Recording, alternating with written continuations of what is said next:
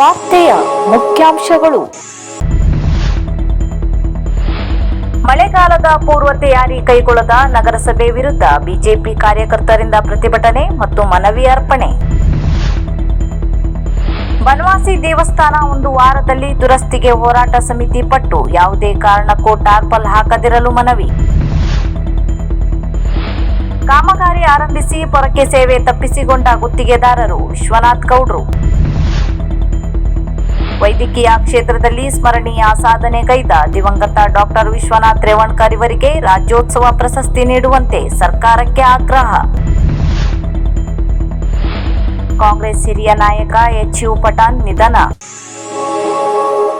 ಶಿರ್ಸಿ ಹಾವೇರಿ ರಸ್ತೆಯ ಕಾಮಗಾರಿ ಎನ್ಎಚ್ 766 ಈ ಸಾಗರಮಾಲೆ ಯೋಜನೆ ಅಡಿಯಲ್ಲಿ ರಸ್ತೆ ಅಭಿವೃದ್ಧಿಪಡಿಸಲು ಹಣ ಮಂಜೂರಾದರೂ ಕೂಡ ಕಾಮಗಾರಿ ಕೈಗೆತ್ತಿಕೊಂಡಿರುವ ಗುತ್ತಿಗೆದಾರನಿಂದ ಹಾಗೂ ಎನ್ಎಚ್ಒ ಅಧಿಕಾರಿಗಳಿಂದ ಕಾಮಗಾರಿ ಬಹಳ ವರ್ಷಗಳಿಂದ ಕಾಮಗಾರಿ ಕುಂಟುತ್ತಾ ಸಾಗುತ್ತಿದೆ. ಇದರಿಂದ ಶಾಲಾ ಕಾಲೇಜುಗಳ ವಿದ್ಯಾರ್ಥಿಗಳು, ಜನಸಾಮಾನ್ಯರು, ವಾಹನ ಸವಾರರು ಪರದಾಡುವ ಸ್ಥಿತಿ ನಿರ್ಮಾಣವಾಗಿದೆ. ಇದರ ಬಗ್ಗೆ ಕೇಂದ್ರ ಸರ್ಕಾರದ ಸಾರಿಗೆ ಸಚಿವರಿಗೆ, ಕರ್ನಾಟಕ ಸರ್ಕಾರದ ಮುಖ್ಯಮಂತ್ರಿಗಳಿಗೆ, ಸಂಸದರಿಗೆ, ಶಾಸಕರಿಗೆ, ಜಿಲ್ಲಾಧಿಕಾರಿಗಳಿಗೆ, ಎನ್ಎಚ್ಒ ಅಧಿಕಾರಿಗಳಿಗೆ ಮನವಿ ಮಾಡಿ ಈ ಹಿಂದೆ ಬಿಸರಕೊಪ್ಪದಲ್ಲಿ ದೊಡ್ಡ ಪ್ರಮಾಣದ ಹೋರಾಟ ನಡೆಸಲಾಗಿತ್ತು. ಆಗ ಹೊನ್ನಾವರ ಎನ್ಎಚ್ಒ ಪಿಡಿ ಸ್ಥಳಕ್ಕೆ ಬಂದು ರಸ್ತೆಯನ್ನು ದುರಸ್ತಿಗೊಳಿಸುವ ಭರವಸೆ ನೀಡಿದರೂ ಕೂಡ ಚಿಟ್ಗಿ ಭಾಗದಲ್ಲಿ ರಸ್ತೆಯ ಅಭಿವೃದ್ಧಿ ಮಾಡದೆ ಗುತ್ತಿಗೆದಾರನು ಸಮಯವನ್ನು ಕಳೆಯುತ್ತಿದ್ದನು. ಇದನ್ನು ತಿಳಿದ ಚಿಟ್ಗಿ, ದಮನಬೈಲ್, ನಾರಾಯಣಗುರು ನಗರ, ಗೌಡಹಳ್ಳಿ, ಇಸಳೂರು, ಸಣ್ಣಕೆರೆ, ಎಕ್ಕಂಬೈ, ಬಿಸಲಕೊಪ್ಪ ಭಾಗದವರು ಕಳೆದ 4 ದಿನಗಳ ಹಿಂದೆ ಗುತ್ತಿಗೆದಾರನಿಗೆ ಪೆರವ್ ಹಾಕಿ ಹಿಗ್ಗಾಮುಗ್ಗಾ ತರಾಟೆಗೆ ತೆಗೆದುಕೊಂಡಿದ್ದರು. ಆಗ ಶನಿವಾರದೊಳಗೆ ಬಿಸಲಕೊಪ್ಪದವರಿಗೆ ಅಗೆದು ಹಾಕಿರುವ ಕಾಮಗಾರಿ ಮುಗಿಸುವುದಾಗಿ ಮತ್ತೊಮ್ಮೆ ಭರವಸೆ ನೀಡಿದರು. ಒಂದು ವೇಳೆ ಕಾಮಗಾರಿ ಮುಗಿಸದಿದ್ದರೆ ಗುತ್ತಿಗೆದಾರನಿಗೆ ಹಾಗೂ ಎನ್ಎಚ್ಒ ಅಧಿಕಾರಿಗಳಿಗೆ ಉಚಿತ ಪೊರಕೆ ಸೇವೆ ಮಾಡುವುದಾಗಿ ನಾವು ಎಚ್ಚರಿಕೆ ನೀಡಿದರು. ಆದರೆ ಗುತ್ತಿಗೆದಾರ ಹಾಗೂ ಅಧಿಕಾರಿಗಳು ತಮಗೆ ಜನಸಾಮಾನ್ಯರಿಂದ ಸಿಗುವ ಉಚಿತ ಪೊರಕೆ ಸೇವೆಯನ್ನು ತಿರಸ್ಕರಿಸಿ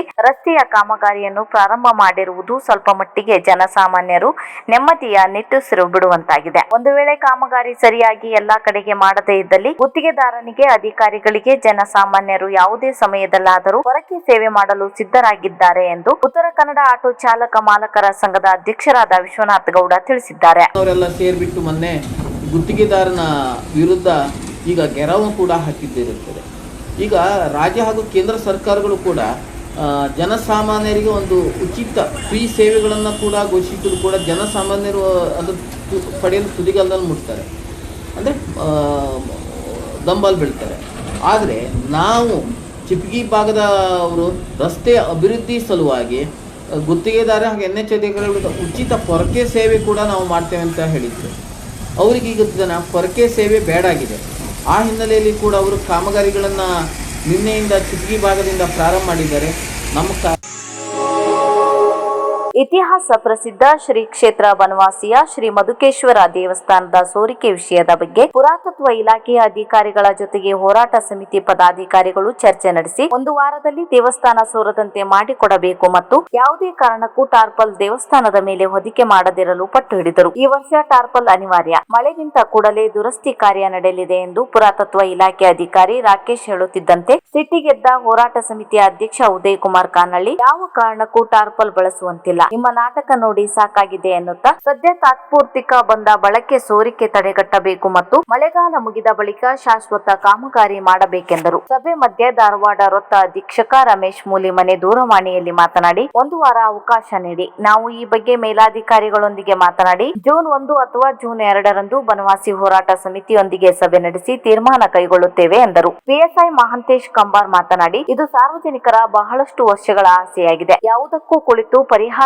ಕಂಡುಹಿಡಿದು ಆದಷ್ಟು ಬೇಗ ದುರಸ್ತಿ ಕಾರ್ಯ ಆರಂಭಿಸಬೇಕೆಂದರು. ಸಭೆಯಲ್ಲಿ ಹೋರಾಟ ಸಮಿತಿ ಗೌರವ ಅಧ್ಯಕ್ಷ ಸಿಎಫ್ ನಾಯ್ಕ್, ಶ್ರೀ ಮಧುಕೇಶ್ವರ ದೇವಸ್ಥಾನ ಆಡಳಿತ ಮಂಡಳಿ ಅಧ್ಯಕ್ಷ ಸುಧಾಕರ್ ಹೇಮಾದ್ರಿ, ಸೊಸೈಟಿಯ ವಿಎಸ್ಎಸ್ ಅಧ್ಯಕ್ಷ ಗಜಾನನ್ ಗೌಡ ಇತರರು ಇದ್ದರು.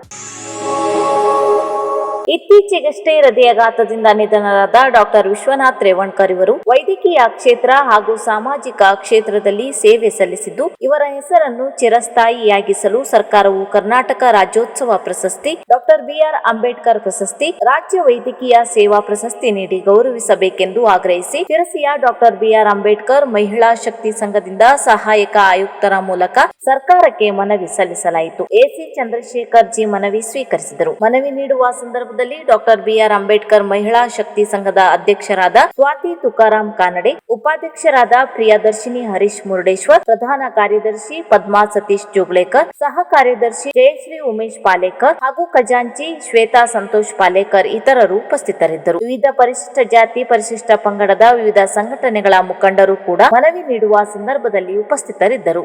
ನಿಧನರಾಗಿರುತ್ತಾರೆ.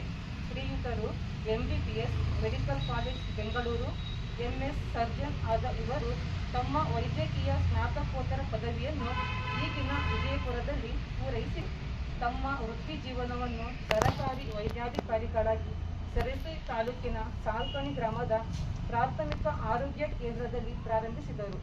ಮುಂದೆ ಕಾರವಾರ ಶಿರಸಿ ಪಂಡಿತ್ ಜನರಲ್ ಆಸ್ಪತ್ರೆಯಲ್ಲಿ ಮುಖ್ಯ ವೈದ್ಯಾಧಿಕಾರಿಯಾಗಿ ಸರ್ಜನ್ ತಮ್ಮ ಅಮೂಲ್ಯ ಸೇವೆಯನ್ನು ಸಲ್ಲಿಸಿ 2022ರಲ್ಲಿ ವಯೋನಿವೃತ್ತಿ ಹೊಂದಿರುತ್ತಾರೆ.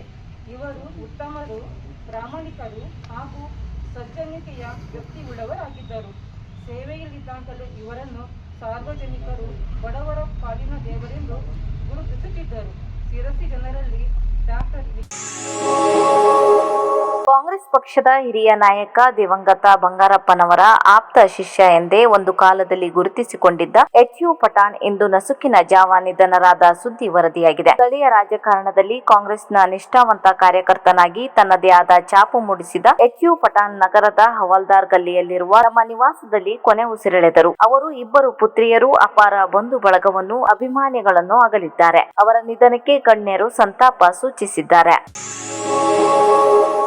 ಮಳೆಗಾಲ ಸಮೀಪಿಸುತ್ತಿದ್ದರೂ ನಗರಸಭೆಯಿಂದ ನಗರದ ಗಟಾರುಗಳನ್ನು ಹೂಳೆತ್ತದೆ ಹಾಗೆ ಬಿಟ್ಟಿದ್ದಾರಲ್ಲದೆ ನಗರದಲ್ಲಿ ಕೆಲವೊಂದು ಕಡೆ ಅವೈಜ್ಞಾನಿಕವಾಗಿ ಕಾಮಗಾರಿ ನಡೆಸುತ್ತಿದ್ದರೂ ಯಾವುದೇ ಕ್ರಮ ಜರುಗಿಸುತ್ತಿಲ್ಲ. ಇನ್ನೊಂದು ವಾರದಲ್ಲಿ ನಮ್ಮ ಬೇಡಿಕೆಗೆ ಸ್ಪಂದಿಸದಿದ್ದರೆ ಉಗ್ರವಾಗಿ ಹೋರಾಟ ಮಾಡುವುದಾಗಿ ಬಿಜೆಪಿ ನಗರ ಮಂಡಳದ ಅಧ್ಯಕ್ಷರಾದ ಆನಂದ್ ಸಾಲೇರ್ ತಿಳಿಸಿದ್ದಾರೆ. ಪೌರಾಯುಕ್ತರಾದ ಪ್ರಕಾಶ್ ಚೆನ್ನಪ್ಪನವರು ಮನವಿ ಸ್ವೀಕರಿಸಿದರು. ಪ್ರತಿಭಟನೆಯಲ್ಲಿ ಜಿಲ್ಲಾ ರೈತ ಮೋರ್ಚಾ ಅಧ್ಯಕ್ಷ ಅನಂತಮೂರ್ತಿ ಹೆಗಡೆ, ಪ್ರಮುಖರಾದ ನಂದನ್ ಸಾಗರ್, ಗಣಪತಿ ನಾಯ್ಕ್ ದೇವಿಕೆರೆ, ನಾಗರಾಜ್ ನಾಯ್ಕ್, ರಾಘು ಶೆಟ್ಟಿ, ಉದಯ್ ಕಳ್ಳೂರ್, ರಿತೇಶ್ ಕೆ, ಶರ್ಮಿಳಾ ಮಾದನ್ಗೇರಿ, ನಾಗರತ್ನ ಜೋಗ್ಲೇಕರ್, ವಿನಾಯಕ್ ನಾಯ್ಕ್, ಶ್ರೀಕಾಂತ್ ನಾಯ್ಕ್, ಪವಿತ್ರ ಹೊಸೂರ್, ಉದಯ್ ಕಳ್ಳೂರ್ ಇತರರು ಉಪಸ್ಥಿತರಿದ್ದರು.